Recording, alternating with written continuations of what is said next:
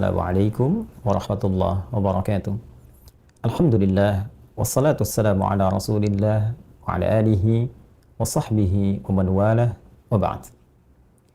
Saudara-saudariku, semoga kita senantiasa disehatkan, dilindungi, dan diberkahi oleh Allah Subhanahu wa Ta'ala. Satu kali, sahabat Ibnu Abbas radhiyallahu ta'ala anhuma menyampaikan informasi seputar awal kedatangan Nabi SAW ke Al-Madinah Al-Munawwarah.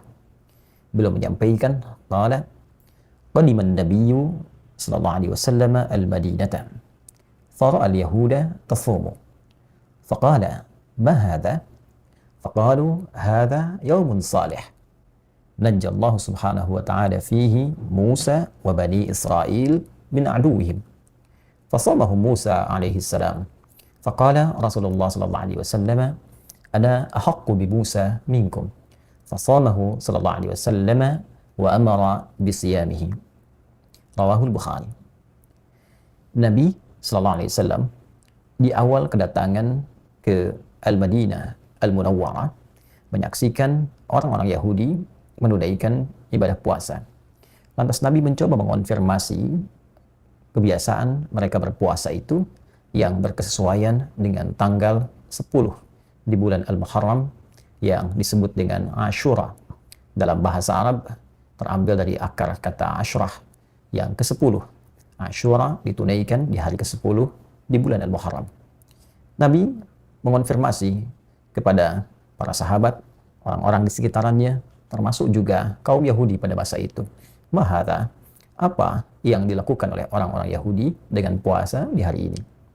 Lalu mereka menjawab bahwa mereka menunaikan puasa pada saat itu untuk mensyukuri nikmat Allah Subhanahu wa Ta'ala yang telah diberikan kepada Musa alaihi salam dan pengikut beliau saat diselamatkan oleh Allah Subhanahu wa Ta'ala dari kejaran dan kekejaman Fir'aun laknatullahi alaih.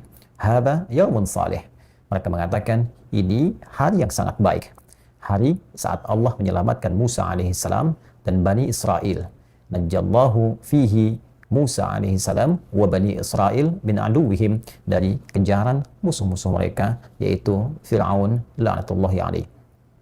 Nabi sallallahu alaihi wasallam lantas merespon keterangan ini dengan mengatakan, ana ahaqqu bi Musa minkum. Sungguh aku lebih berhak untuk melestarikan dan menyempurnakan syariat Musa alaihi salam dibandingkan dengan kalian yang boleh jadi pada saat itu bahkan kini telah bergeser dari ajaran-ajaran syariat-syariat Nabi Musa alaihissalam. Maka beliau pun memberikan contoh kepada para sahabat untuk melestarikan puasa sebagai syukur kepada Allah atas perlindungan Allah kepada Nabi Musa dan kaumnya dari kejaran Fir'aun di masanya. Kemudian meminta para sahabat pun untuk melestarikan puasa yang dimaksudkan, yang dikenal kemudian dengan puasa Ashura yang bertepatan dengan 10 Al-Muharram. Diriwayatkan hadis ini oleh Al-Imam Al-Bukhari. Saudara-saudariku, hadis ini setidaknya mengonfirmasi 3 hal yang bisa kita dapatkan dan kita raih hikmahnya serta melestarikan hukum yang terdapat di dalamnya. Pertama, Nabi ketika mengatakan ana ahaqqu bi Musa minkum, saya lebih berhak dibandingkan dengan kalian untuk melestarikan dan menyempurnakan syariat Musa alaihissalam. Kalimat ini seakan memberikan penegasan bahwa din syariat yang dibawa oleh setiap nabi dari sejak nabi yang pertama Adam alaihissalam sampai Nabi Muhammad SAW bersumber dari satu Tuhan yang sama, bersumber dari keyakinan yang sama, ketundukan kepatuhan yang sama. Tunduk patuh yang melahirkan kedamaian, ketentraman disebut dengan Islam. Aslama patuh, aslim patuhlah, muslim orang yang patuh. Karena itu bisa dikatakan bahwa seluruh nabi dan rasul dari nabi pertama sampai dengan ke Nabi Muhammad SAW membawa satu risalah yang sama, din yang sama, yaitu syariat Allah Subhanahu wa Ta'ala. Dan disinilah peran Nabi SAW menjadi penyempurna sebagai nabi penutup yang menyempurnakan seluruh risalah yang dibawa oleh seluruh nabi dan rasul sebelumnya sesuai dengan masa dan eranya.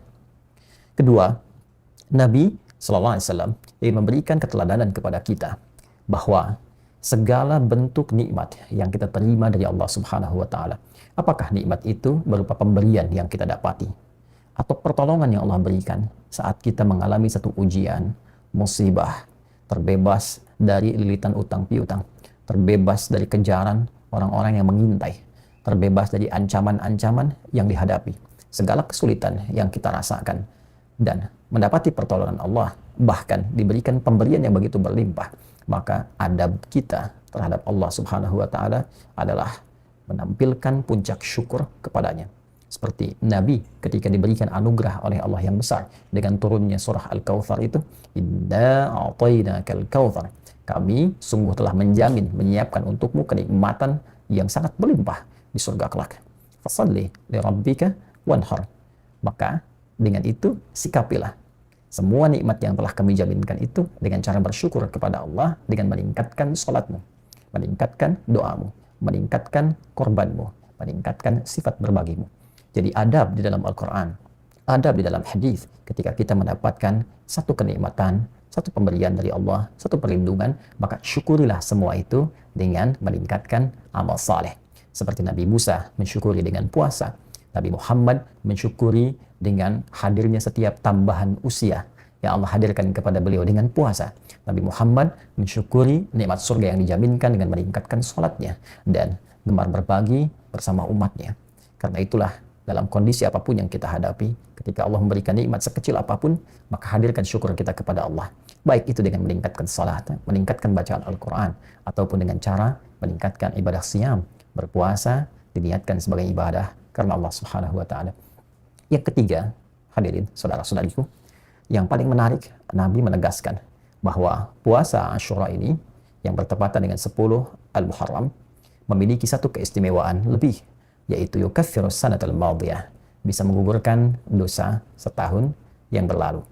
Para ulama mengonfirmasi bahwa dosa yang dimaksudkan adalah dosa-dosa kecil, bukan dosa-dosa besar yang mesti mewajibkan dan menghadirkan taubat yang sungguh-sungguh kepada Allah Subhanahu wa taala dengan mengikuti berbagai perangkat, berbagai tata cara yang telah ditetapkan oleh syariat.